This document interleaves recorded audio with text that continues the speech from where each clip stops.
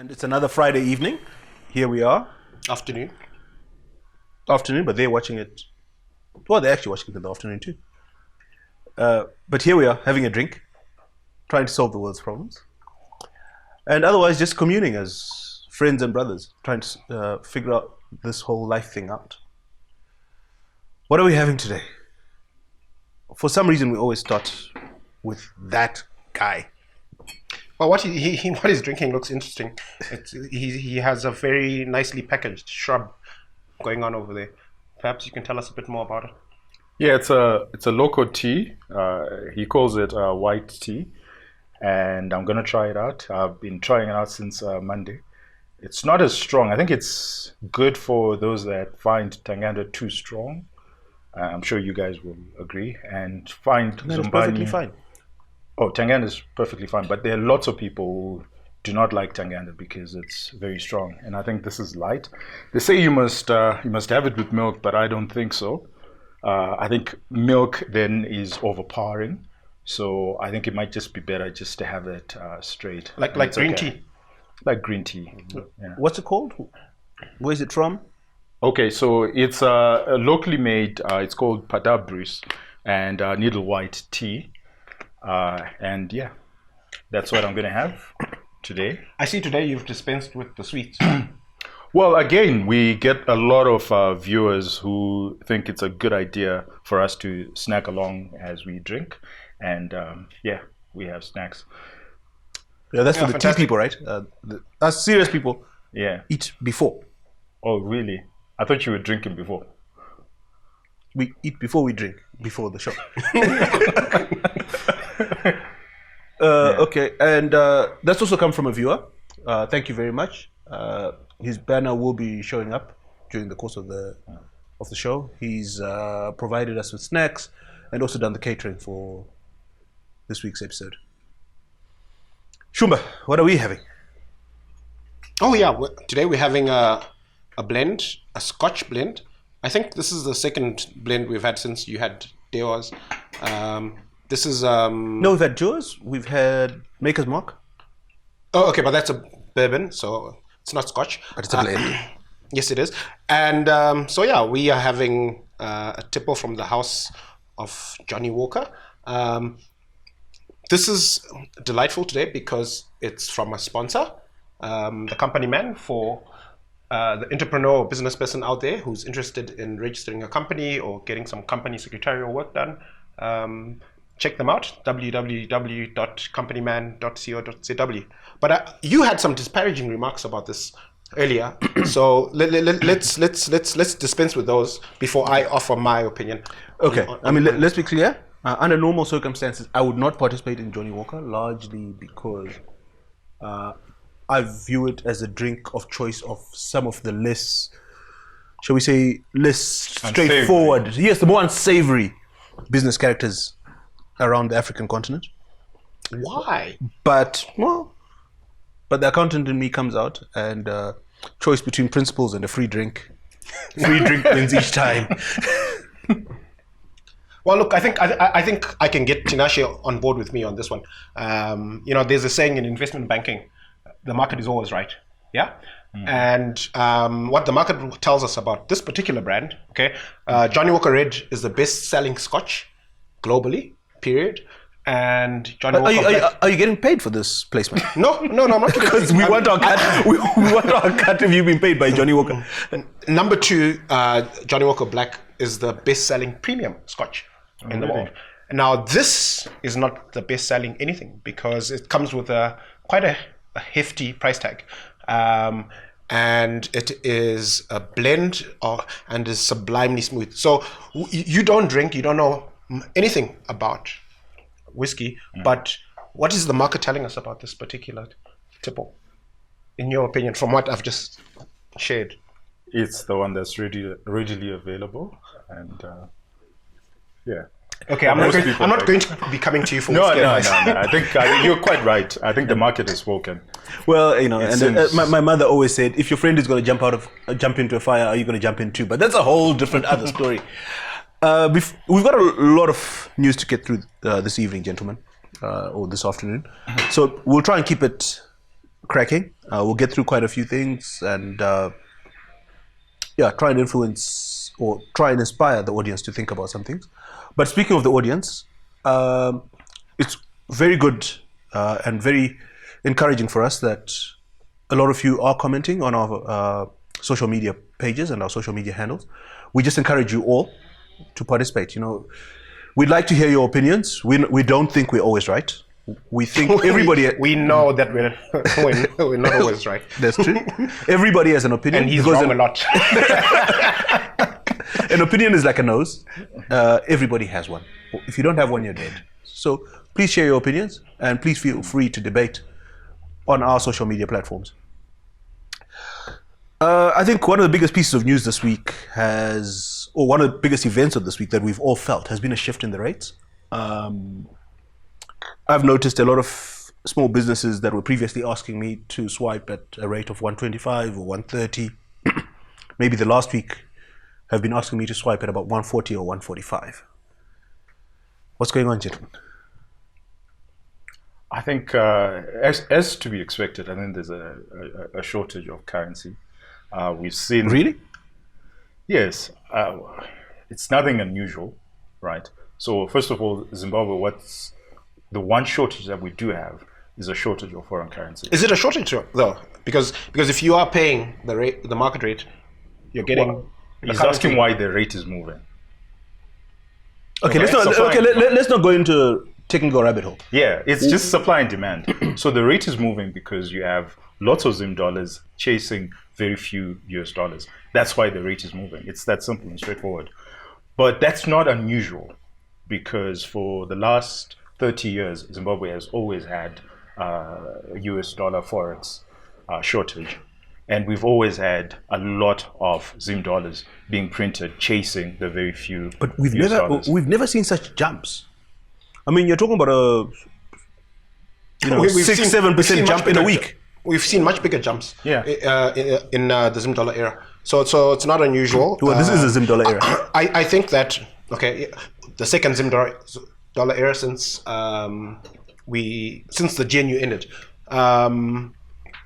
I think what's interesting to me is the fact that the rate moved over the last 30 days, and yet the official inflation figures indicate that the trend with inflation is that it's coming off. I think inflation for June was more than 100%.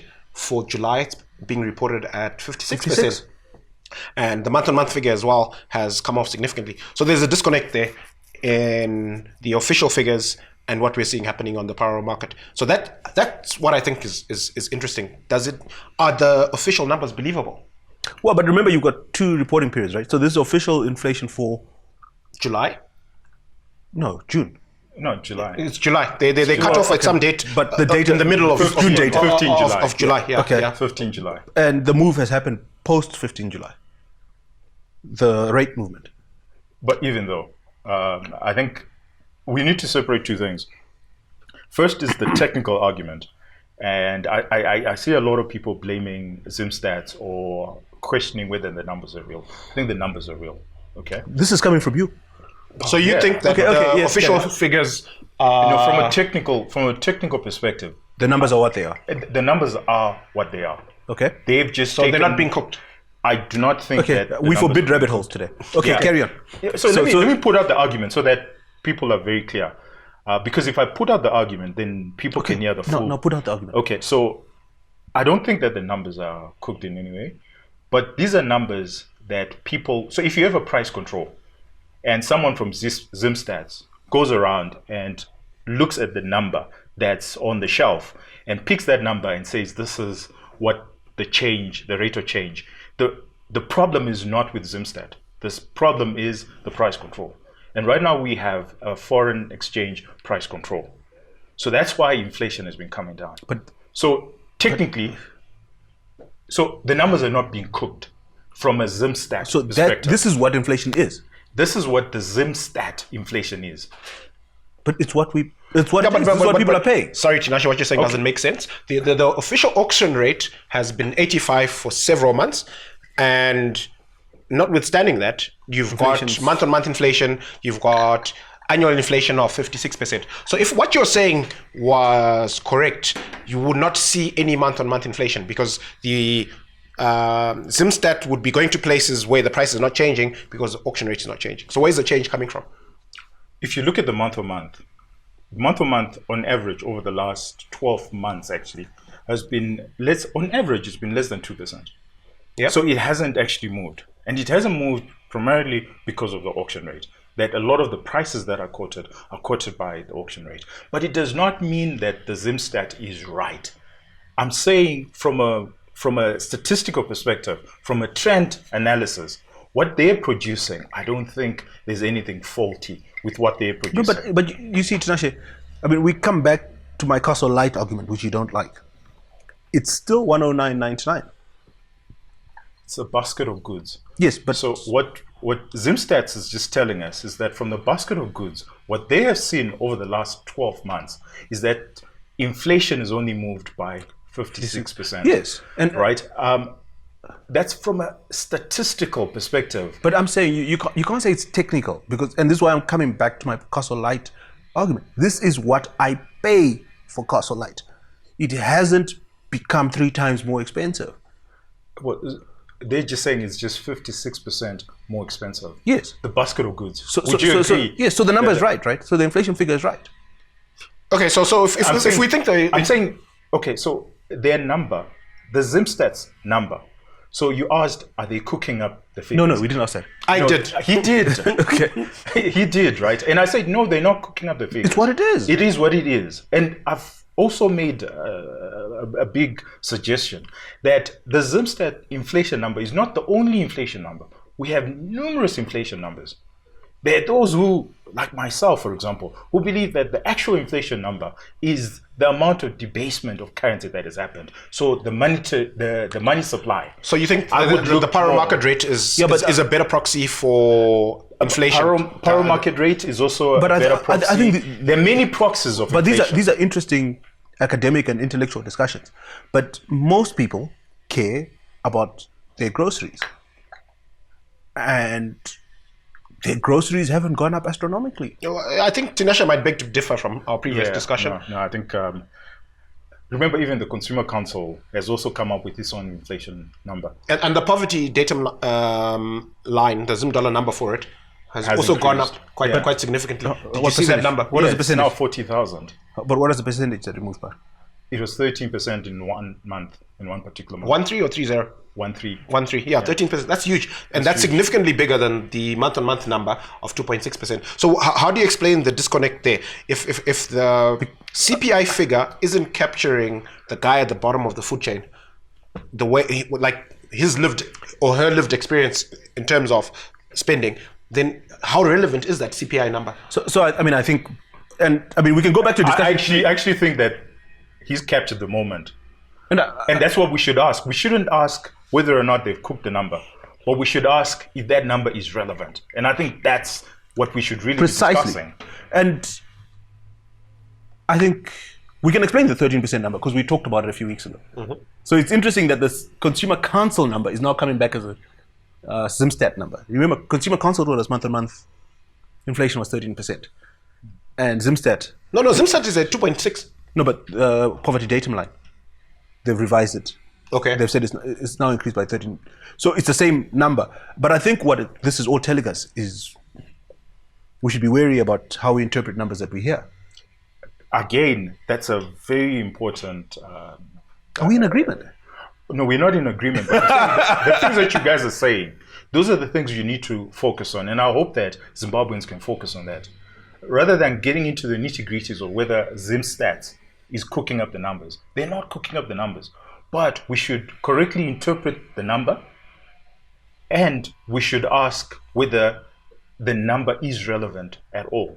Those are the questions we should be asking. So let's stay away from headlines and let's actually read the report. So what I think is relevant is the actual market number that determines a lot of pricing in this market, which is the power market rate.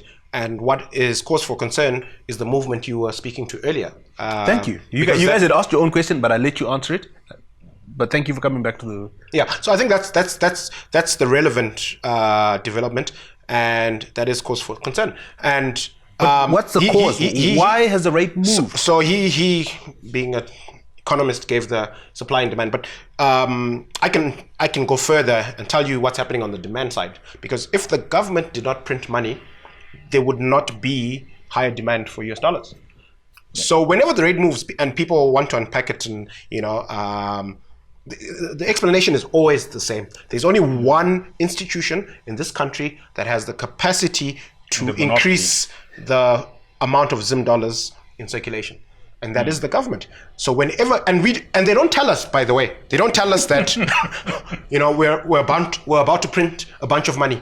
They just print it, and then we people in business and economic players in this country experience it on the street, in the supermarket. But what do you mean they don't tell us? They don't tell us. They've told us. They've told us in the past few weeks that they've increased their payroll by 50%. They've told us that they are buying a record amount of grain at a highly subsidized price. They've told us, and we've put together, that we've had one of the best winters in terms of ZESA power in a long time, which means we're probably paying a lot of money for electricity imports. We don't have fuel queues.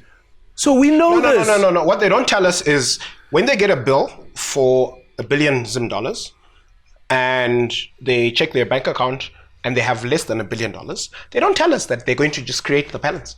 They just do it quietly. Where did you think they were getting it? Yes, and then and the numbers that you're speaking to is the analysis that you're doing to say, okay, if we're paying X amount for a ton of grain, if we have increased the civil service payroll by X amount, if we've done all these things, is there a corresponding increase in what we're collecting in revenue? Is it all funded by revenue and TBs that we're issuing, or they're printing? And they don't tell us to what extent they're printing when they're printing. It just happens, and you see. So I think that the power market rate is the ultimate proxy for government printing, because that rate tells you what's happening in terms of the increase. Because I think that the supply of US dollars, or the availability of US dollars, is predictable. What we don't know is how many Zim dollars are going to be circulating at any given point in time.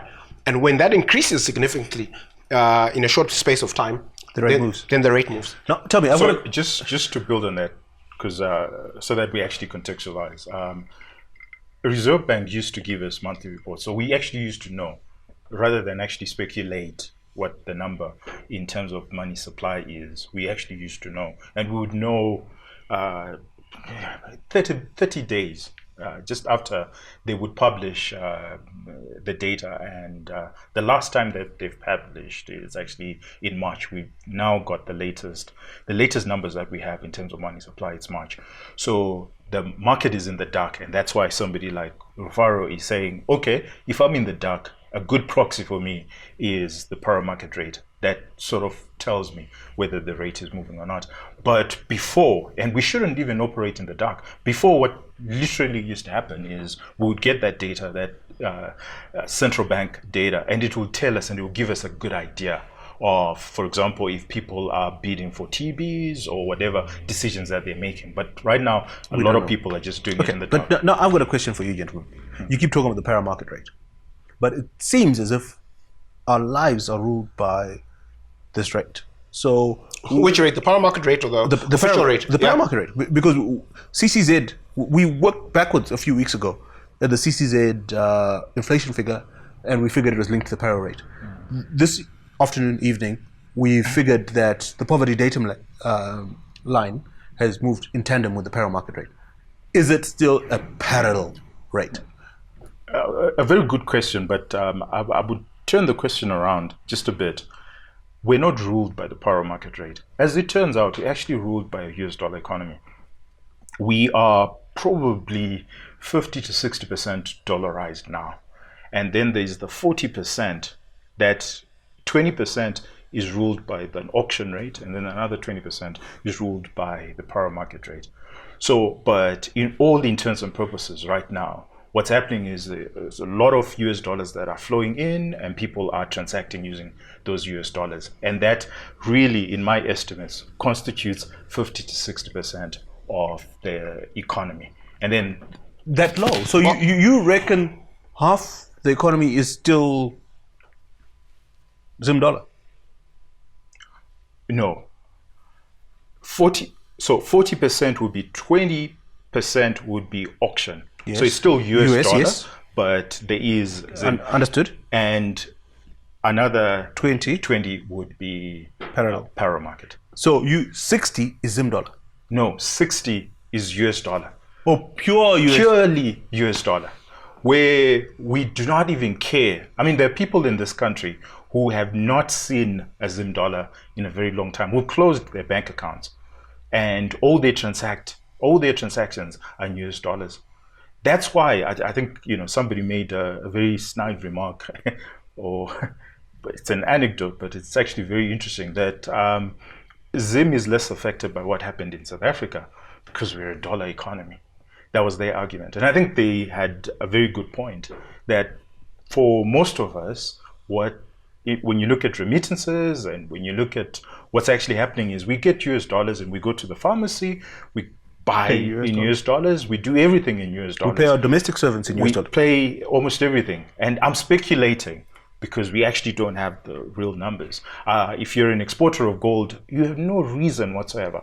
And by exporter, I mean the artisanal exporters of gold who smuggle gold. Makorokoza. You have no basis to be trading in Zim dollars whatsoever. Trust Tinashe to call him Korokoza an artisanal exporter of gold. I mean, by way of interesting anecdote, I mean, I've got a couple of guys who look after my piece of land in the rural areas, and a couple of months ago, I mean, they always ask for US dollars. A couple of months ago, I couldn't get hold of US dollars for them.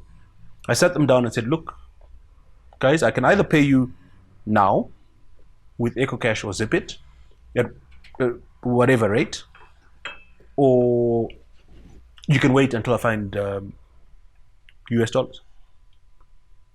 Guess what the unanimous answer was? US dollars. Yeah. They were prepared. They were like, "No, we know you're good for the money. Take your time. When you have US dollars, come pay us." The market is always right. The market. What is the market telling us? It's telling us that the Zim dollar is a liability. It's going to burn a hole in your pocket. You're better off holding another currency. Okay. Anyway, we've got to keep this moving. Going back to the inflation numbers. So we say this 56% is what it is. You say, let's not question the methods or whatever. Zimstat isn't lying. It's what it is. But income's okay, reporting a 263% increase in revenue. And isn't that where Zimstat gets their numbers from? No, but I think you're conflating the growth in OK's revenue with what's happening in the inflation and power market space. So the growth in OK's revenue isn't a function of just inflation.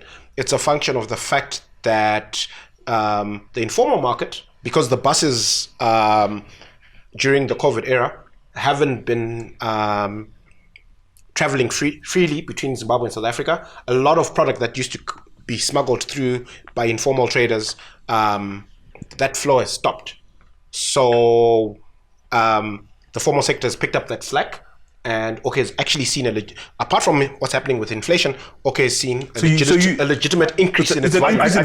I think you're both right. Yeah, that's what I was about to highlight. That all you're just saying is there's an increase in volumes. But to his point, what we could do is we could cancel out the increase in volumes. The inflation-adjusted numbers still have a growth. And what he's saying is actually true. And this is what I was trying to say, that Zimstats is just one proxy. Remember, Zimstats is not the inflation rate. Zimstats is a proxy of what they think the inflation rate is. And very well, retailers have their own proxy of what they think the inflation rate is. And indeed, your family has their household measure. Everybody. And I think that what I love about Zimbabwean economics, and if you wanted to study economics, you're better off studying the Zimbabwean scenario, because that's how you question. Yeah, because that's how you question these numbers. Because elsewhere they will believe the official proxy and say that is the proxy of inflation rate. Well, not necessarily so. As we can see, same month, Zimstats can have their number, OK can have their number, TM or Pick and Pay can have their number, retailers can have their number, producers can have their number, families can have their number. These are all proxies. And all it's telling us is that we have these many proxies and it's disparate. So what we need to understand is why those disparities. Well, no, not why. Okay, you and me over a glass of whiskey, or whatever it is that stuff is. Shrubs. Can talk about shrub it. juice. But bring back my mum, eh? My mum hasn't. We haven't talked about my mum for a while. Okay. How's she doing? No, she's good, eh? She's this whole COVID thing has got her a little bit spooked, but she doesn't know why. She doesn't want to know why. She wants to know what she needs to do.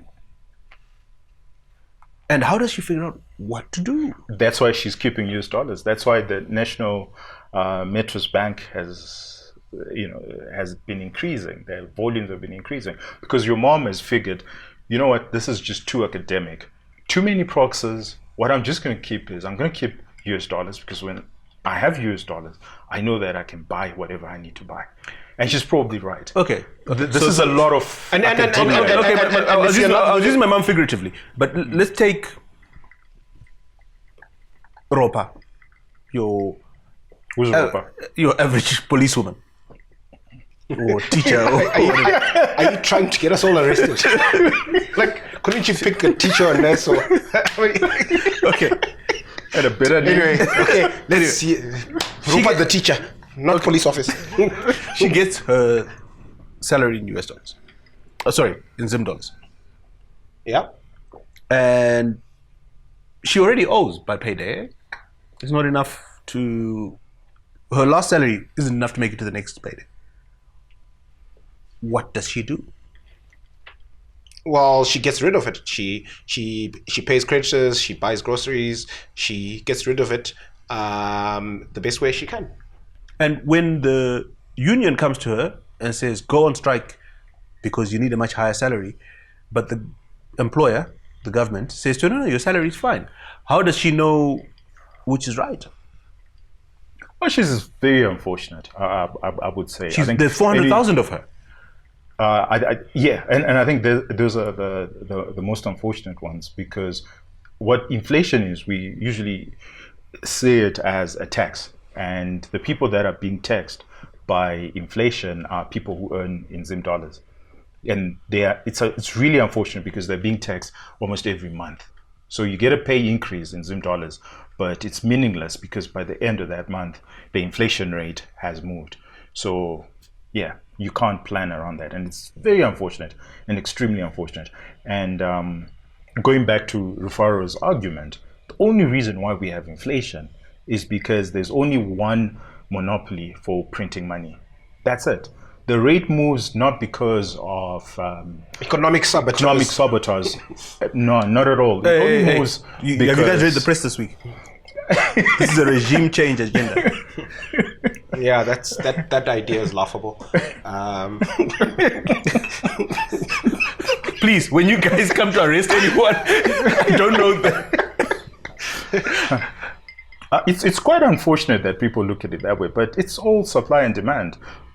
If you have too much Zim dollars chasing too few US dollars, what do you expect to happen?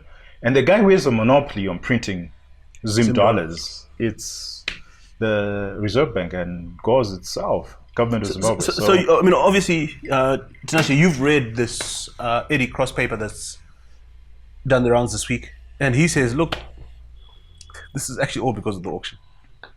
Yeah, he made sense 97% of that article. I think he's late in the game. I think but I'm holding it on the 3%. He says it's because of the auction. Get rid of the auction, the rate will stabilize. Yeah, look, I think to the extent that you're suggesting that, he's spot on, right? Or actually, you don't even need to get rid of the auction. You know what you need to do with the auction? Is let it be an auction. Absolutely, just let buyers and sellers meet.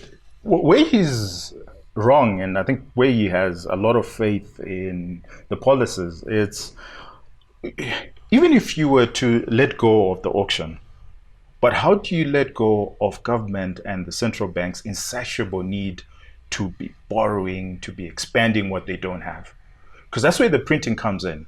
So if you take one step back, it's the only reason why they're printing. And Rufaro had a very interesting anecdote that when they get a bill for $1 billion, do they say, oh, shite, we don't have the money? I thought you were going to swear there for a second. He's drinking. Don't swear. Have you ever heard me swear? Heated shrub juice. He's incapable. You and me are at risk Yeah, exactly. of letting loose an expletive, but I think we're safe with heated shrub You're juice. very safe. You're very safe. But I think that's the issue. And the condonation bill, if you read that, that tells us that there's this insatiable need for government to be spending money that they don't have. So if you Condonation. cannot, Sorry, come okay. back to that condonation bill. Sorry, we've got to go just now for a drinks break. But I'll give you, because I know you can lecture forever, I'll give you 15 seconds to talk about the condonation bill. government overspent by 10 billion between 2016 and 2018. And what's the bill? $10 billion. So this is to ratify that expenditure that they overspent. They got a bill with $1 billion. They didn't have that money. Okay, he's a bit but behind the spent it. curve. Basically, the government presents the budget to Parliament and it becomes law. And if they overspend, they need to ratify that, which is what he's talking about, I think. Yeah. Yes. And so they are ratifying 10 billion Zim dollars. US dollars. Yeah, it was US dollars at It the was time. US dollars at the time. Now, how much is in the bill?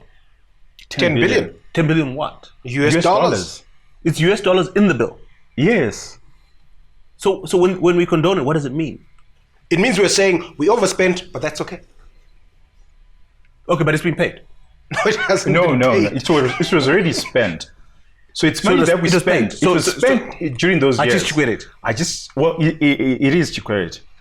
Well, we've It got debt, comes- so because we've it got eventually debt. sits Part of it is debt. on the balance sheet. Part of it was wiped away by inflation, and then part of it is actually hardcore US dollar. So the debt. government's now come to Parliament because the Constitution says they must do this. Yes. And tail between their legs. Sorry, we did this. Please. Okay. I don't know about tail between Tail, the legs, yeah, I and don't know about that. I don't know about sorry either. They just, oh yeah, the law says it's okay, fine, yeah, we'll do it. I think this is a good place for us to pause. I think Rufaro needs to go to the little boys' room as our resident 6-year-old. We'll be back in a couple of minutes.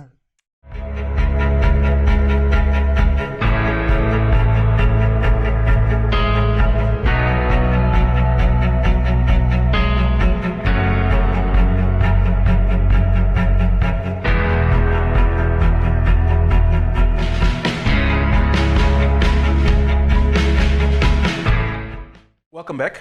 How was your visit to the little boys' room? Anyway, elsewhere in the news this week, Ministry of Agriculture announces they've just released 1.5 billion Zim dollars to Cotco to pay cotton farmers. Now that's a little bit baffling, right? Cotco is a company in the business of buying and selling cotton. Why are they getting a check from the Ministry of Agriculture? Well, it turns out that Cotco was subsidizing the farmers. So this is the shortfall.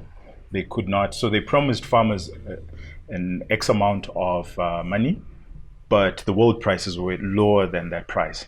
So the gap is where the 1.5. So why did billion they is promise coming from. farmers money they didn't have? Because it was not viable to produce at the world price.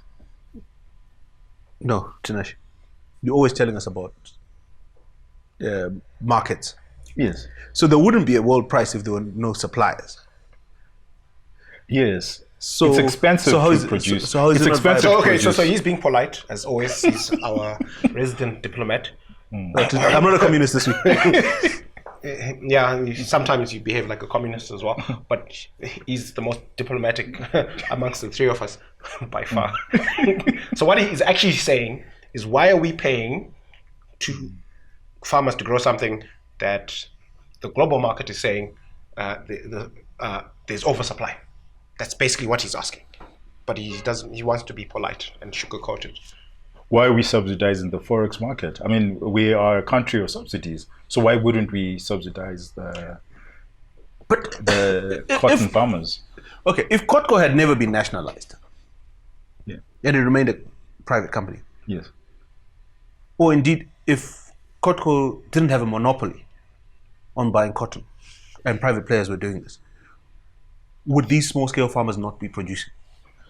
They might not be producing cotton. If it doesn't make, if you're running a farm, right, and you wake up one day and it's not economically viable to farm cotton, you're probably going to try tobacco or maize or something else that's likely to be viable, or quit farming and do something else, right? That's what a market participant would do, right, in a normal economy.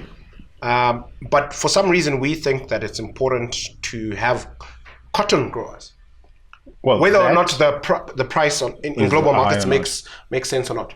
That or just accept GMO cotton, because that's the real issue. That the world over is now on GMO cotton, and we haven't caught up to that. So our yields are still lower than what the international world is producing. So unfortunately, what it means is we still need to keep those farmers, and we will subsidize them. And unfortunately, But I don't think we need to don't keep them. even I have think that if they're left to their own devices, they'll make a plan. Well, actually, I don't agree. I know a little bit about agriculture. As you know, I spent a bit of my life in agriculture. Actually, a lot of these farmers can't grow anything else. They're on marginal land. They don't have irrigation. Didn't we have land reform?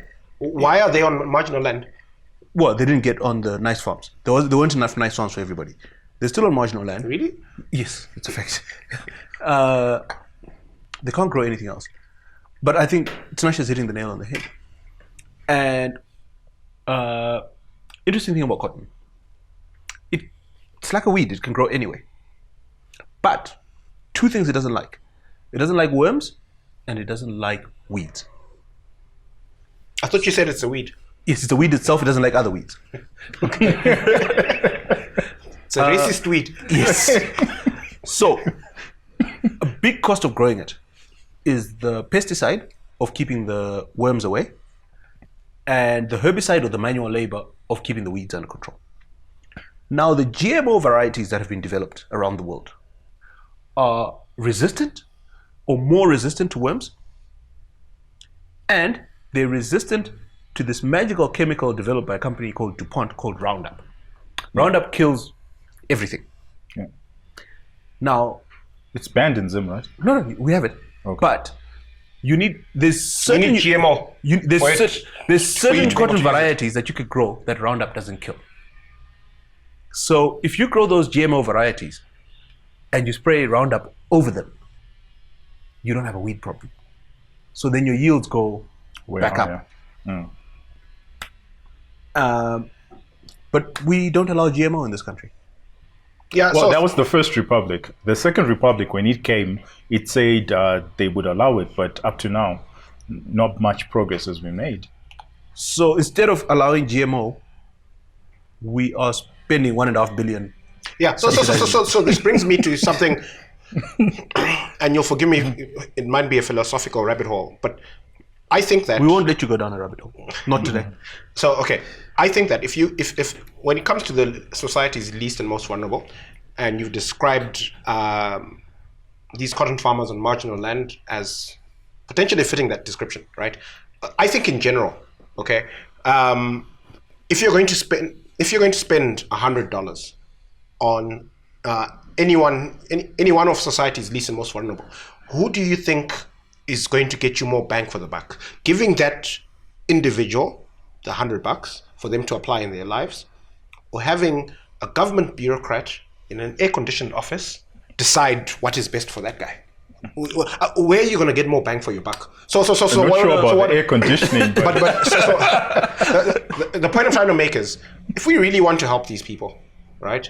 Instead of saying grow cotton and we'll give you X amount per kg or ton or whatever, why not just give them a handout And be done. outright, and then they do whatever makes the most sense for them. They need purpose in life. Well, they can. they still get do you think they're going to still get a handout. You think they're just going to sit around because they got a handout and say, "I'm going to do nothing because I'm getting this handout"? They still get a handout. Do they?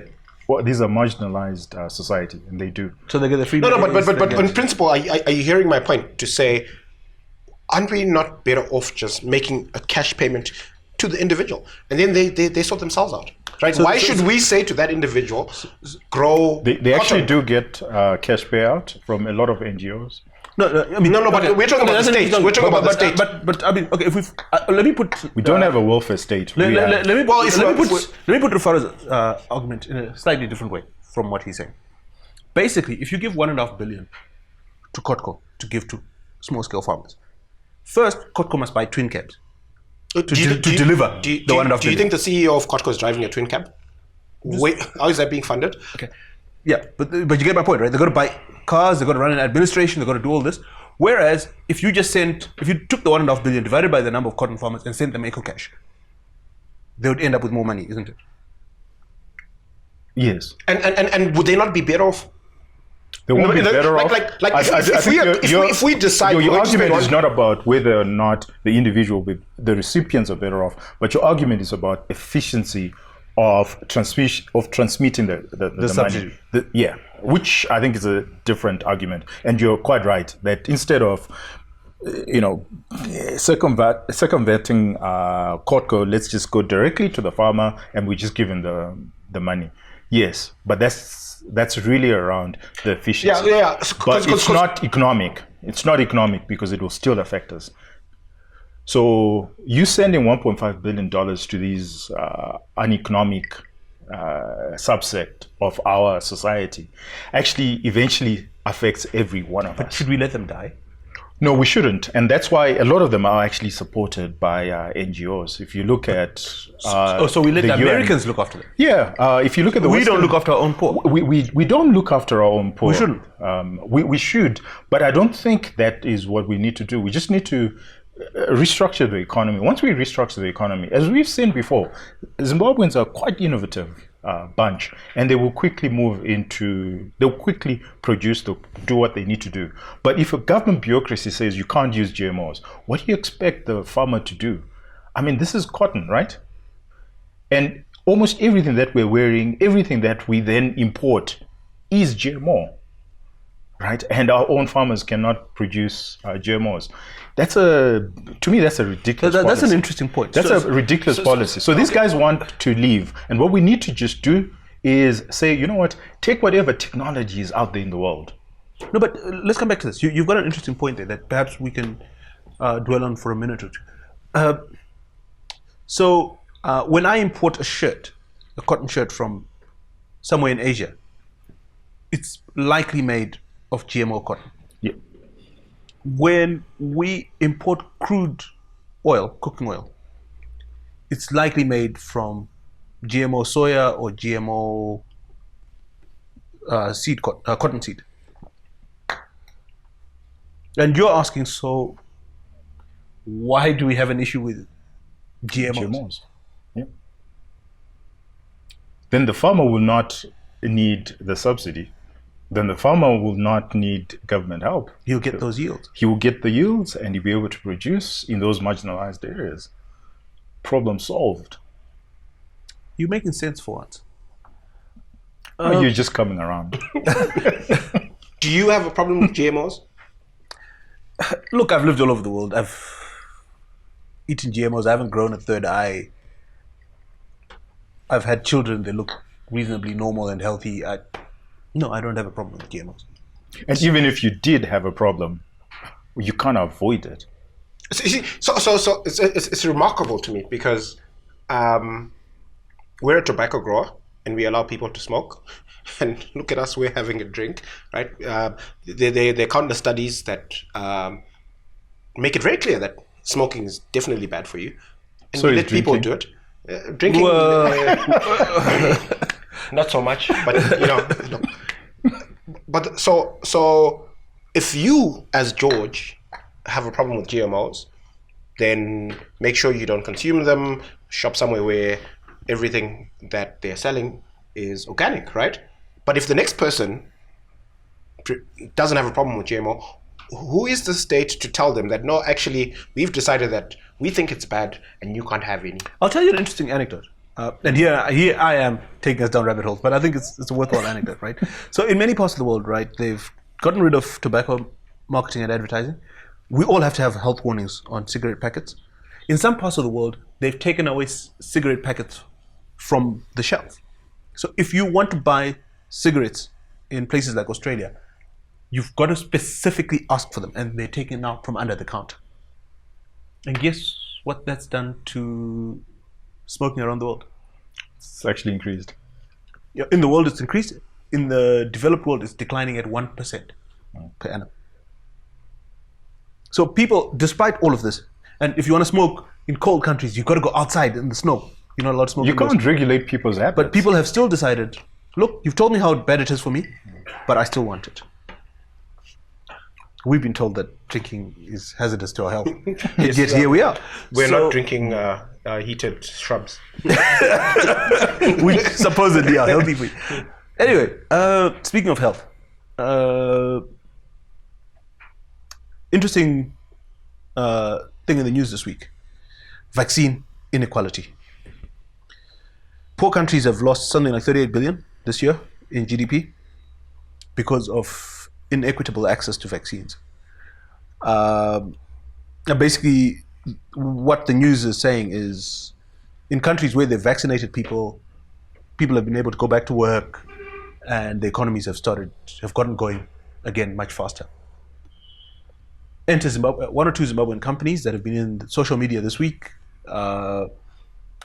saying basically you get a pay cut if you don't get a vaccine. Some companies saying if you don't get a vaccine, don't come to work. Some companies saying you will get a vaccine whether you like it or not if you work here. What's our take?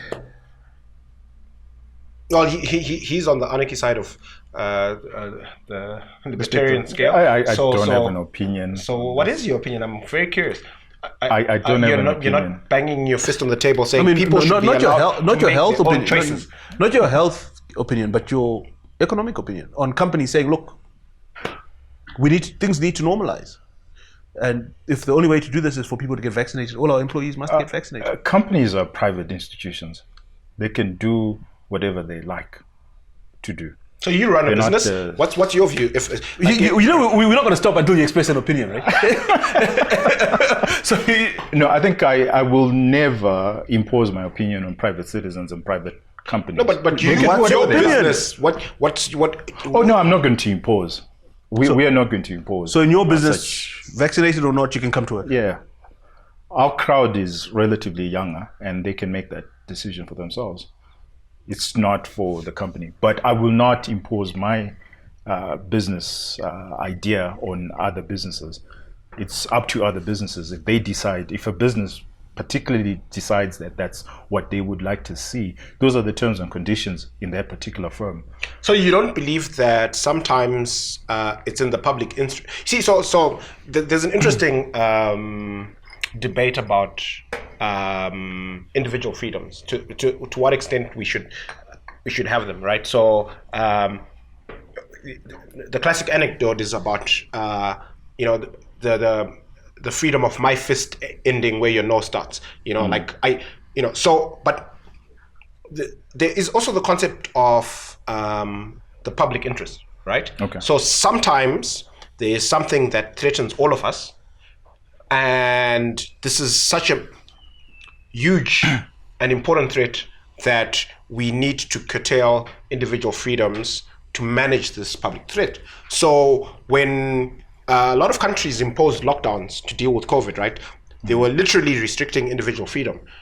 And the rationale, and it probably made sense at the beginning of the pandemic, less so now, was that, look, it's in the public interest. We are all going to be better off if we are deprived some of our individual freedoms and we deal with this pandemic. So don't you think that insofar as the vaccine is concerned, that's also applicable to say that we are better off in the public interest to insist that people get vaccinated to the extent that vaccines are available? I think you're asking, extremely good questions and ethical questions. And where I'm from is, first of all, you are making huge assumptions about what is public interest. Have we had a referendum to then define it as public interest. We can't. We need social distance. Right. so what are you defining as public interest? Who is defining public The people we interest? elected. Who is defining? No, the people we elected, we did not elect them for them to define what coronavirus pandemic public interest is. We elected them to run the but country. they're in office We elected them during to a run the country pandemic. for 5 years. No, that's not what we did. That's not what we did. So you need to That's be what very we did. careful. We let them run the country for 5 years. What do you mean that's not what we did? Wait, it's very specific. When you look at the regulations and the laws that govern what the state must do, it's very specific. And that's why in places like Switzerland, they would have a referendum for almost anything. That's their law. everything. Because We have a public health act that allows issues these like people to this. decide For this. issues like this, no, because he said, because remember, this is an ethical question. So I'm answering it from that perspective. Well, I Not think it's more necessarily philosophical than ethical, but anyway. Okay, no, we're going down a rabbit hole. Okay, so philosophy is ethics, but just let me finish off, right, so that I really define it. we tricked you into expressing an opinion. Well, I'm not expressing an opinion on what is happening in Zimbabwe. I'm expressing an opinion on just generally when you look at these issues. Go ahead. That first of all, you need to first define what is public interest, and has the public themselves accepted that interest, right? Then the second bit is why abrogate that public interest to the state? Because there are a lot of things that we do which are for public interest. For example, a lot of burial societies, right, where it's in the public's interest, in that particular society, that we all contribute, That people get buried. that people get buried, right? The state is not involved in that. Other people are not involved in that. But it is I think actually that's in a the bad public's interest. analogy, but- it's but- actually in the No, public's interest. let him make What I'm saying is there are Remember, many you're getting ways- the final word today. there are many things and there are many ways in which public interest can be defined and in which public interest can actually be instituted, not necessarily by those we elected or politicians we elected, that is the state. It's quite dangerous to continuously abrogate your rights and give to a certain cabal or coterie of individuals, and you think that they're doing it for public interest and not necessarily their personal interest. Okay, so let me interrogate that thought in the context of lockdowns. So, do you think that, in general, lockdowns in Zimbabwe, in South Africa, and in the rest of the world that have been enacted by governments, do you think that they are lawful?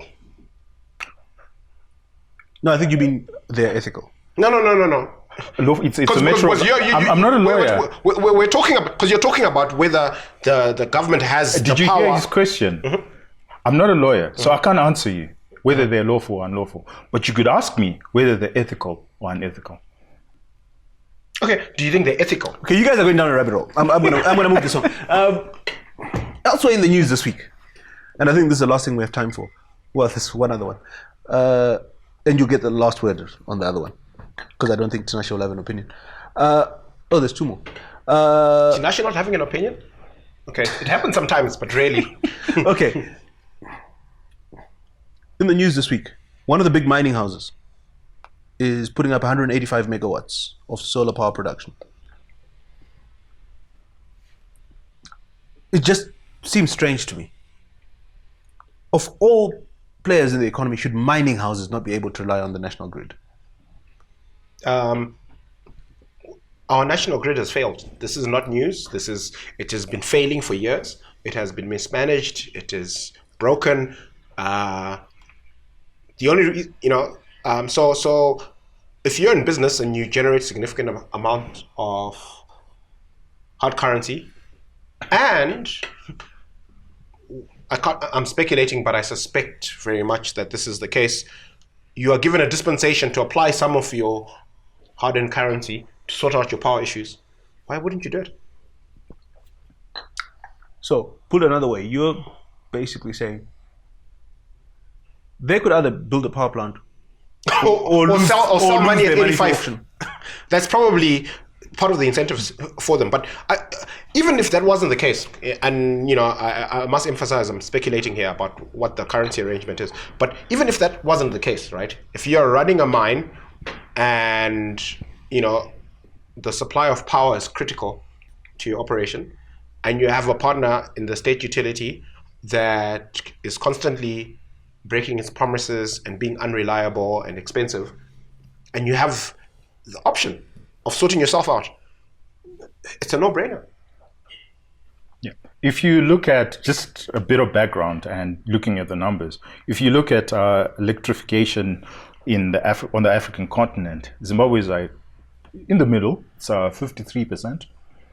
South Africa is 97%, but Egypt, North Africa is close to 100%. And then you have DRC at 9%. And have you ever flown over DRC at night? It's dark. It's dark, yeah. Literally in the South dark. Sudan is like 1%.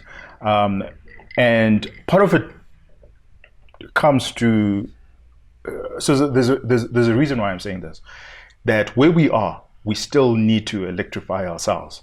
And I think it's a good idea that private institutions and private individuals do that for themselves, especially when you have alternatives to hydro, like we do now. So I know there's a big hullabaloo around solar farms and what this particular mine is doing, but the less glorified story that's actually happening is individuals themselves who are, who've taken up solar. Have we done an audit to actually find out how much is being produced by individuals who put up solar panels? And what it's telling us is that that's where the huge opportunity is, because if it's 53%, I think there's still room for us to get to 100%. It does not make any sense whatsoever right now, because we're a debt-ridden country. So if you look at Hwange, it's costing us $1.5 billion to put up that plant, and all we are getting is I think 600 megawatts from that. And this mine is making a third of that. There you go. And how much is it costing them? So if individuals were to do it, then the state would not need to do it. And right now, because of the disaggregation of solar, right, that an individual could actually put up their own solar, instead of putting this 1.5, which becomes a burden on us as society, what government should have done is it should actually give, tax credits to individuals and to private institutions to put up their own solar, and that will get us to 100%, rather than us relying on these big solar farms or big energy plants. Because the other problem that you find in Africa, which people don't realize, and this is the problem in Mozambique, that producing the energy is not a problem. Distributing the energy, it's very expensive. It's very, very expensive. So why is government, especially in Africa, and I'm speaking here beyond just Zimbabwe, why are they so keen on producing these big plants when clearly what we need to do is to have this disaggregated and individualized? But you're talking from the top down. I think that the problem is much, much simpler than this discussion. Sorry, can I just make just one little quick point before we move on? Which is, did you know that the Mugabe government in the 80s had a deliberate policy of encouraging people in rural areas to densify, so that we can bring services? Because our population densities are so low, it's expensive to bring services to people. Yeah. So the point I want to make is a bit different from Tinashe's, although I agree with most of what he said. One of the other problems is the price of electricity, right? I distinctly remember during the GNU when we dollarized and people were paying a proper price for electricity. And a lot of people... Be careful of using words like proper. Well, the real price, it was a free market. Well, I think it was a fair price compared to what everybody else in the region pays for electricity. And households looked at their electricity consumption, they looked at their ZESA bill, and they figured out that, okay, most of it is coming from the geyser, so we're going to switch out our electric geyser and get a solar geyser. And, the other significant consumer of power is the stove, so we're going to switch that out because gas is cheaper, right? And people made those changes, right? Because the market, the price of electricity forced them to make those changes. They could see the savings. It was obvious. And so that pressure on the grid just came off significantly because people switched from. Can I differ with Var? No, we've got the producer is gonna eat my head off, so we're actually gonna almost wind it up here. We're gonna skip the last topic, because I promised to follow the last word. We're gonna go to one interesting thing that CNN reported this week, which is that they reported that if you have cardiac heart disease, cardiac issues, if you've got heart issues, a little bit of alcohol every day is very good for you. This is fantastic advice for the Tinashas of this world. You really are doing yourself a tremendous disservice by not participating in Wise Water. Okay, because CNN says so. Well, it was actually CNN reported that the University of Washington, So forget about that apple a day, just a glass of wine. And they actually discovered that the amount of alcohol you should have is a little bit higher than had been previously reported. You know, alcohol studies change every second. I can't keep up. And this takes me to my quote this week, which is Shakespeare in King John. Oftentimes excusing a fault doth make the fault worse by the excuse. Well, that's certainly true in this part of the world. Yes. Thank you very much for coming along. Gentlemen, it was very spirited. Out of respect to my brother, Shumba Pajese, as he calls himself, I will participate in the rest of this bottle, not because I have any respect for its quality or content, but we hope that we have inspired you to continue these discussions with yours in your circles, and that we inspire some interesting thoughts and some interesting ideas. And once again, please participate in the discussions on our social media handles. Otherwise, have a good weekend. Stay safe. COVID is real. Be good. If you can't be good at it.